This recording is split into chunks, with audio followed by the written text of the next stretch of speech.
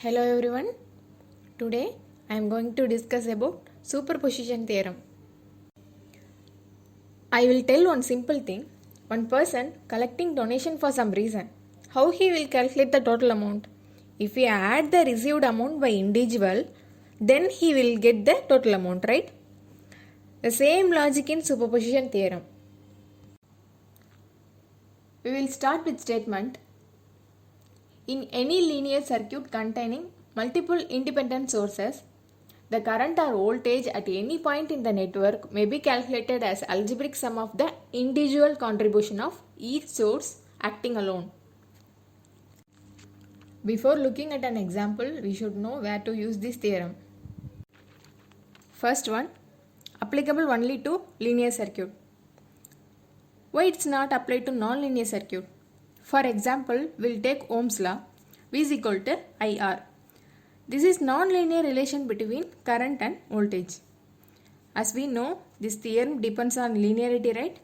So we can't find the current flowing through non-linear circuit. Second one, applicable only for circuit having more than one source. Simple. The theorem itself, it says it must have more than one active source in order to find algebraic current, right?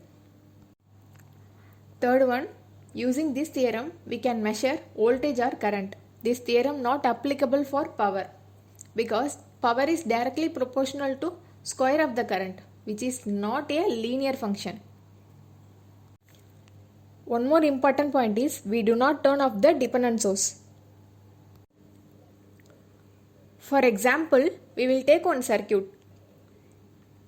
First thing you have to see how many sources in the circuit. Here, two sources is there. So, we can apply superposition theorem to find current value. In this circuit, we are going to find current value passing through each resistance. First step, select any one source acting and deactivate other voltage source. Here I will consider 12 voltage source is acting. Others I will make it as short circuit. I am going to apply mesh current method. You can use any method which one you are familiar with.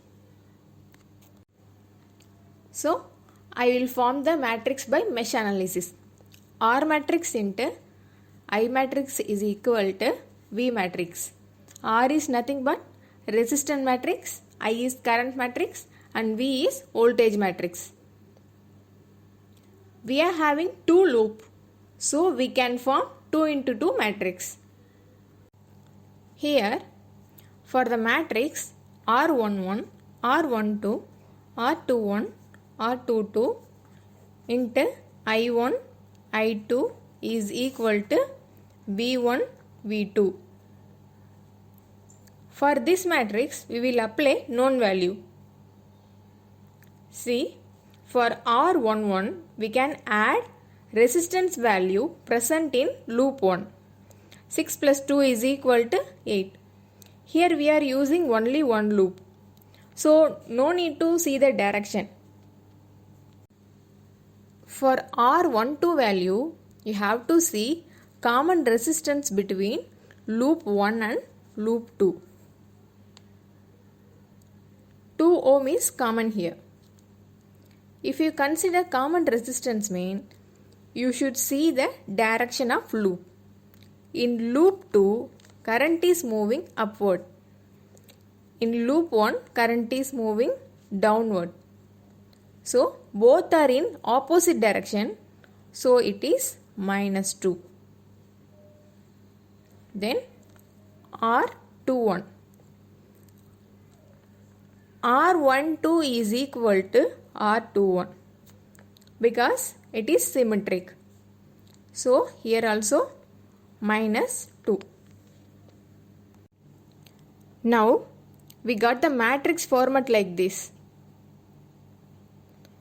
According to the grammar rule, I1 is equal to del I1 divided by del.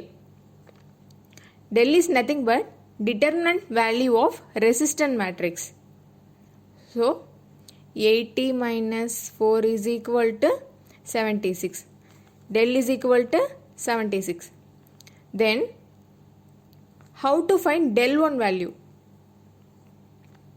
For del 1, replace first column of matrix, keep the voltage matrix here. 12, 0, minus 2, 10.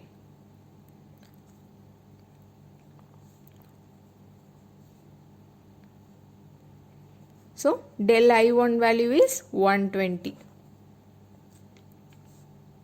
I1 is equal to del I1 divided by del. 120 divided by 76 is equal to 1.57 ampere. Here we got the I1 value. I1 is equal to 1.57 ampere. Similarly, we can find I2 value. I2 is equal to del I2 divided by del. We know the del value.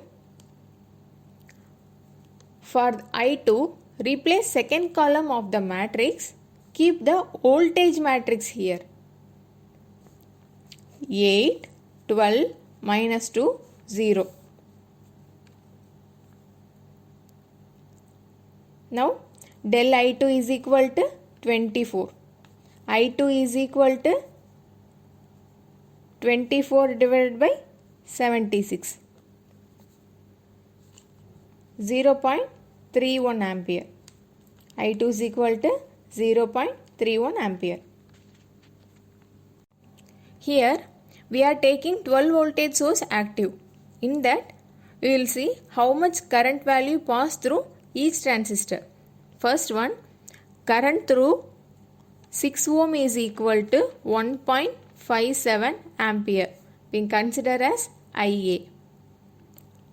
And current through 8 ohm is equal to 0.31. We will consider as IB. Current through 2 ohm is common here. So we have to see the difference. IA minus IB. That is 1.26 ampere. Consider this IC. IC is equal to 1.26 ampere.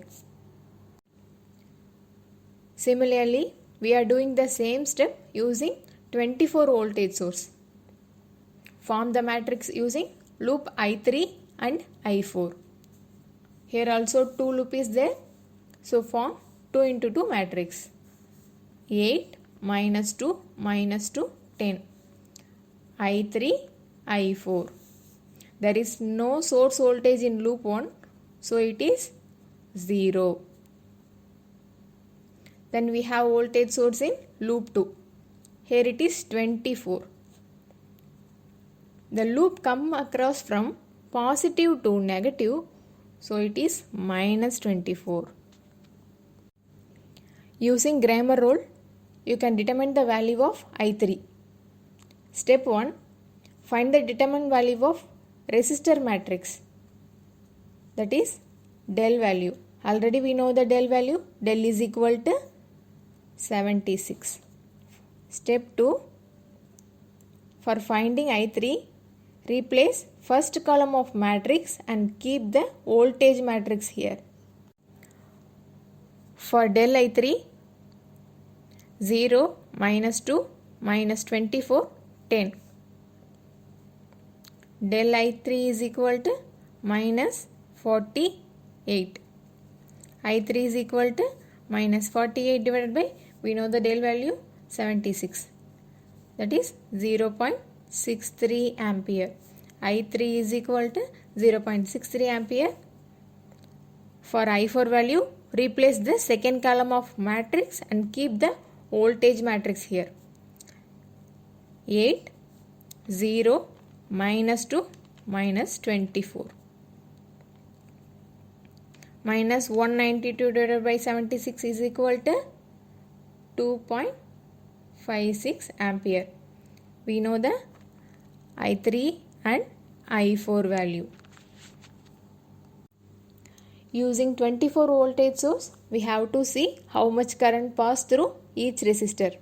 First one, current through 6 ohm is equal to minus 0.63 ampere. We consider this as ID. Then current through 8 ohm is equal to minus 2.52. We consider this as IE.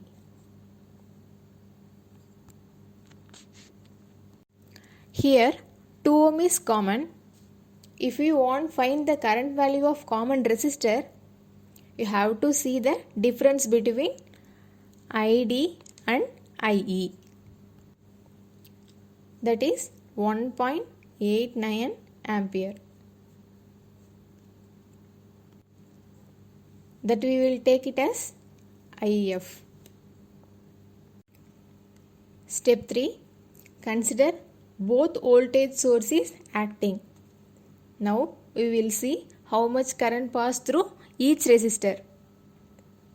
First one, current through 6 ohm is equal to, already we find the IA value and ID value for 6 ohm. We have to add this.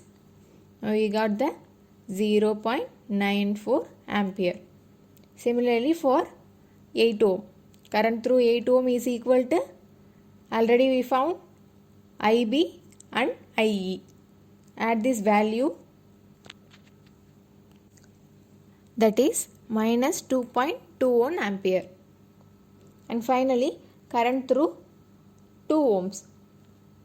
Already we found current through 2 ohms is equal to IC and IF.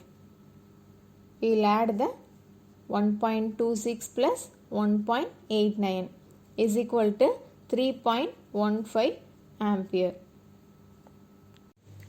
Thank you for watching. Next video I will come with another important topic in network and signals. Please consider and do subscribe to my channel.